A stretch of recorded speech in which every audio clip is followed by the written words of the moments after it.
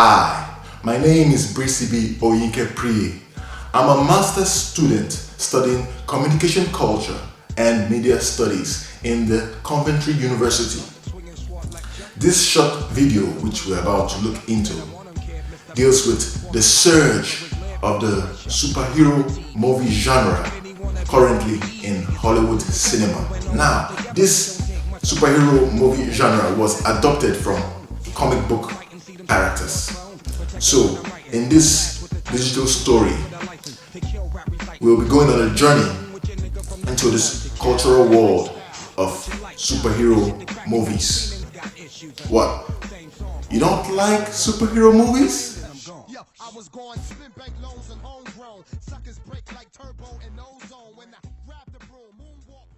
And most of them seem to be making box office hits, not just in Hollywood alone, but in other parts of the world. Right now, the movie industries just keep on making sequels, reboots, using superhero characters like Superman, Batman, Spider-Man. Marvel is using X-Men, DC is using Watchmen.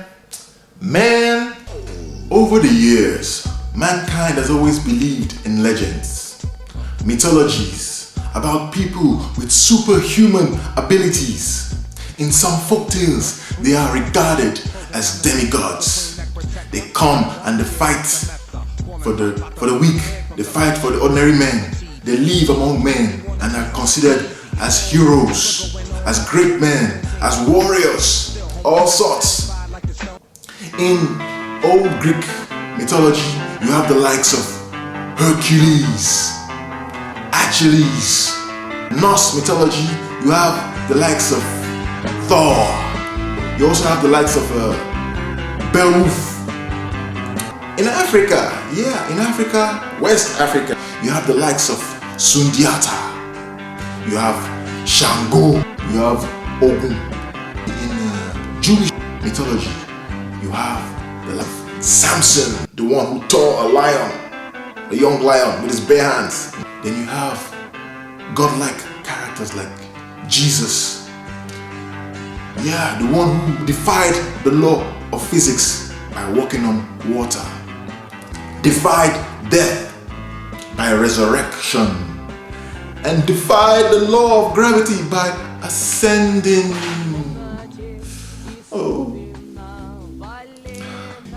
So, these characters somehow along the years have been transformed and utilized in this superhero genre, which are very, very popular in comic books.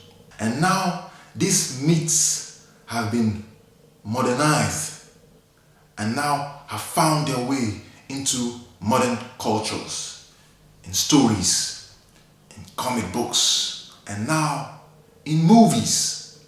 Across the room to the intrinsic field center, I find my watch.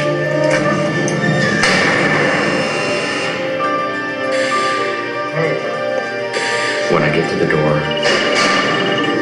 Wally is turning white. The program's locked in. You can't override the time lock.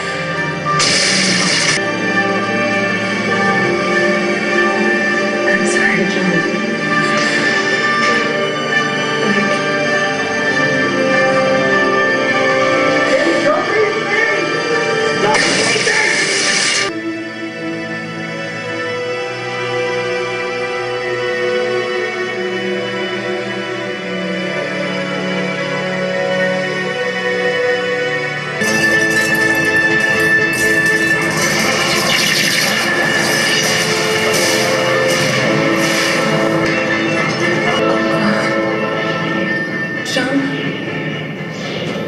Is that it?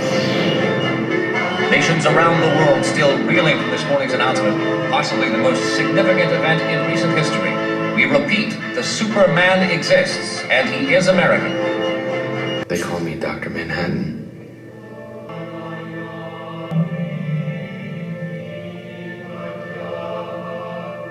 They are shaping me into something gaudy, something lethal.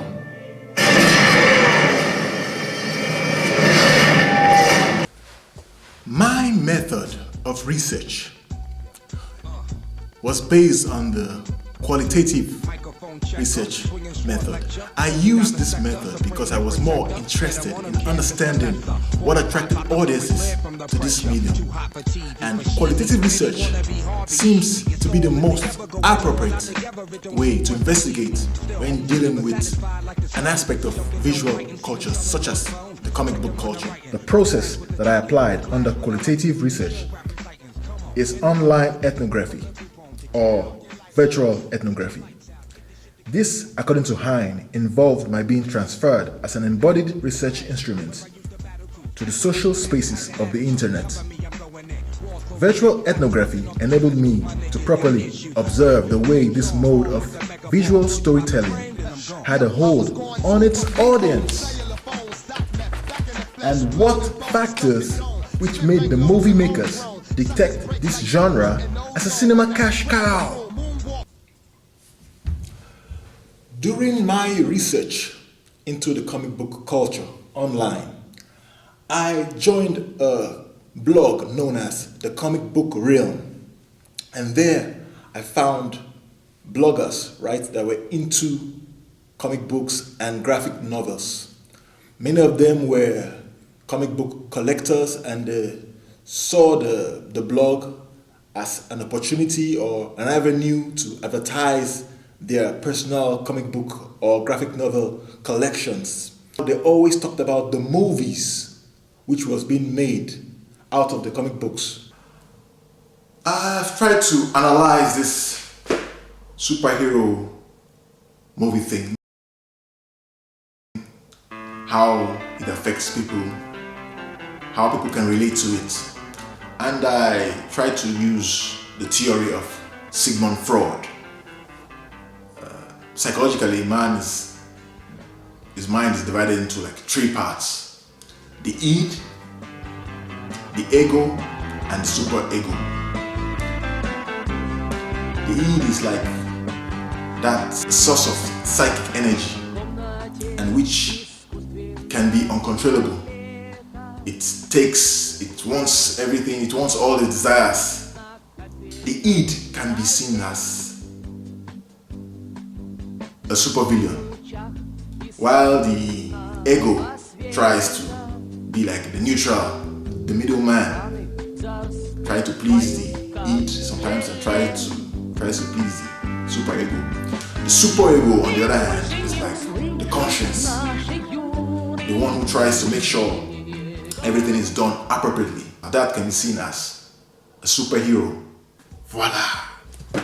Hi everyone. I am known as the id. I don't even like the name id. I don't know why this psychologist called me id. What is so nice about the name id? It reminds me of idiot. My powers are different. Yes, my powers are triggered anytime I am alone in the room with a beautiful mademoiselle. Yes, I get very strong, if you know what I mean. Hi, I am the super ego. I'm like his conscience. I give him good advice. I tell him to do the right thing, not to go about giving in to his desires. You don't tell me what to do. You are an egoist. That's what you are, egoist. So when someone's id, is in control of that person might use his gifts for selfish purposes, and that creates a villain, a super villain, right? Then the super ego can be seen as when someone uses his gifts and abilities for the good of others, not for selfish purposes, not for selfish reasons, but to help other people. Right now, let's see how a popular Hollywood movie director known as Quentin Tarantino, in his movie Kill Bill 2, analyzes the superhero in the movie scene.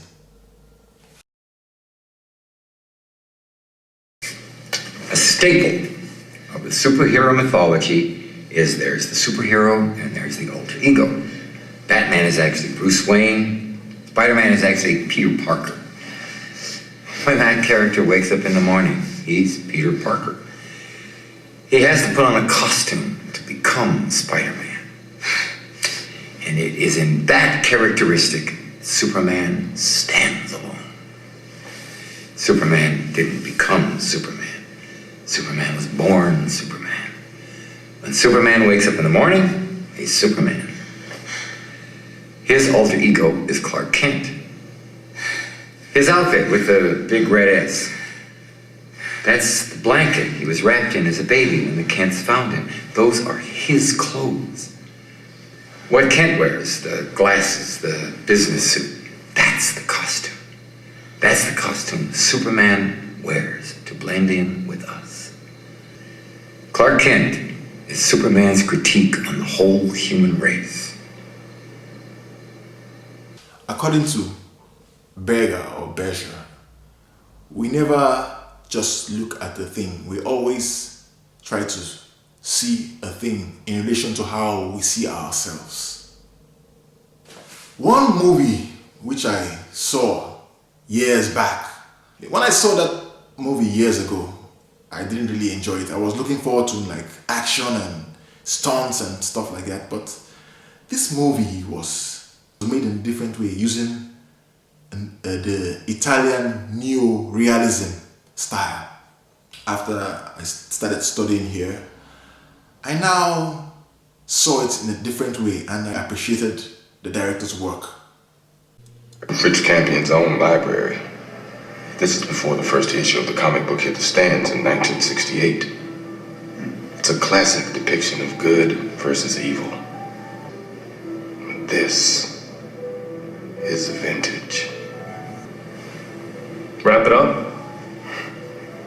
You made a considerably wise decision.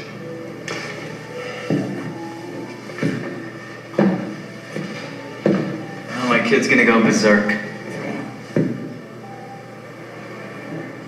Once again, please. My son Jeb, it's a gift for him. How old is Jeb? He's 4.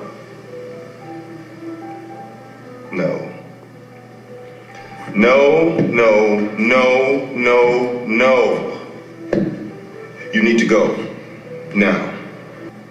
Did you see a little Asian child with a blank expression sitting outside in a mechanical helicopter that shakes when you put quarters in it? No? Well, that's what you see at a toy store. And you must think you're in a toy store because you're here shopping for an infant named Jeb. And one of us has made a gross error and wasted the other person's valuable time. This is an art gallery, my friend. And this is a piece of art. There is a graphic novel which was turned into a movie, which I found a little bit unique. The story was sort of gory. It's the story of a graphic novel called Sin City.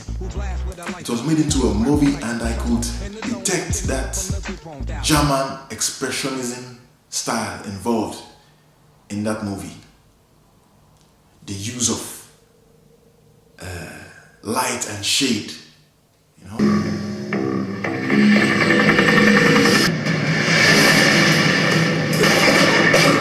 Can stop this.